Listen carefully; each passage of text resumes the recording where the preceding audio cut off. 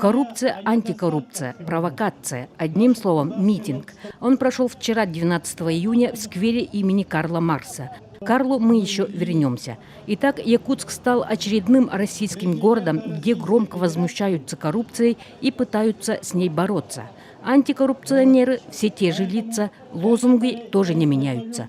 Только на этот раз никто открыто не требовал досрочной отставки главы Якутии.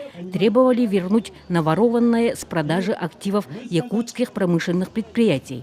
Николай Седалищев снова напомнил присутствующим, кому и за какие деньги была продана компания «Якутгазпром». 28 июня 2007 года вот это акции Якутгазпрома, так, были похищены с участием ООО «Славия», зарегистрированной на Виргинских островах Британии.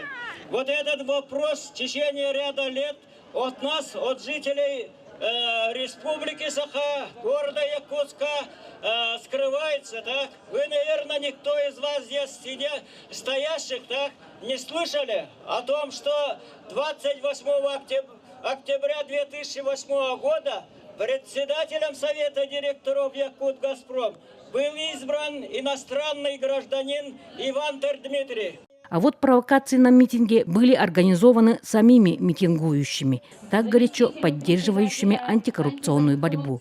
Все как в театре. Каждый сыграл свою роль. И почему же не предоставить человеку микрофон? Или трибуна не для всех? На все это осуждающе смотрел Карл свысока.